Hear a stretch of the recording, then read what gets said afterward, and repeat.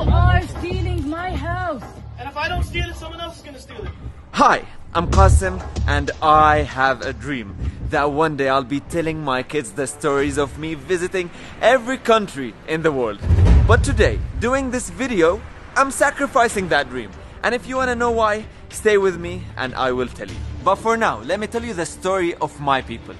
500 Palestinians who today are forced to evacuate their homes, the ones they've been living in for decades, so some settlers can board on some planes and come take these houses that they don't own. Jacob, you know this is not your house. Yes, but if I go, you don't go back. So what's the plan?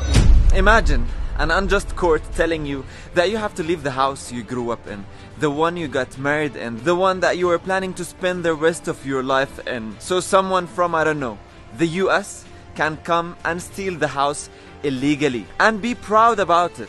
أنا يعني بعرفش وين بدي أروح يا زلمة. أنا كل ذكرياتي هون. أنا طفولتي هون، فتوتي هون، شبابي هون، دراستي هون، مدرستي من هون، تخريجي من جامعة من هون، تجويزي وأولادي من هون، كلهم بهذا الدار. كل حجر بالدار بيحكي قصة عندي. What's being stolen here is the last glimpse of hope that maybe one day Palestinians in Jerusalem will get justice. Especially that this neighborhood is well located in the heart of Palestinian Jerusalem, and it's unacceptable for an Israeli settlement to be there. And I had to tell this story today because for some reason international media decided to stay silent.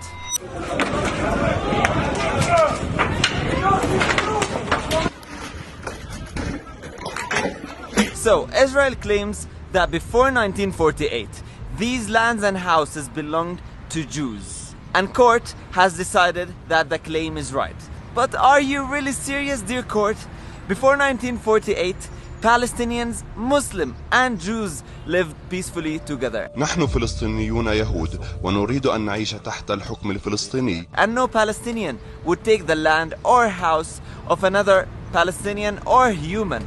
That's only what Israel does, not us. But if you're actually serious, how about you give my grandfather back his house in Jaffa, the one he lost in 1948? Of course you wouldn't. But anyway, the real story here is that Jordan donated these lands in Jerusalem, and UNRWA decided to donate the money to build houses on them, so these refugees from Jaffa and other parts of occupied Palestine can have homes after Israel occupied their homes. So imagine getting kicked out of your house twice due to occupation. First in 1948 from Jaffa and other parts of occupied Palestine, and 60 years later from Jerusalem. هذا بيتي، هذا بابي. لمين تشكي والقاضي غريمك؟ لمين؟ Dear world, my people are told occasionally, why don't you just make peace with Israel? It's all in the past now, just get over it. But you have to understand that what's happening is an ongoing occupation. Lands are still being taken. Settlements, illegal ones, are still being built, and the people of Sheikh Jarrah neighborhood are fighting for their right to stay in their homes right this moment you're watching. They're being assaulted, brutally beaten and killed. And that's why I had to talk about it. And this is not just news. You can easily follow and see what's happening live if you go on some accounts on Instagram of the people who are living there.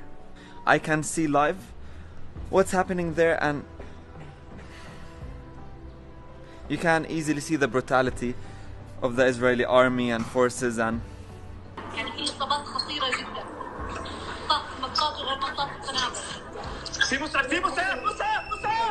back to my dream. It's quite known that Israel controls the borders of Palestine, and they don't let anyone in if they speak up about what's happening. So, I'm sad to tell you that probably I will visit every country in the world and tell my kids the stories, but not of my own Palestine. So please, if you're watching this, share the story. Don't underestimate the power of social media. Let the world know what's happening and use the hashtag #SaveSheikh Jarrah. Thank you.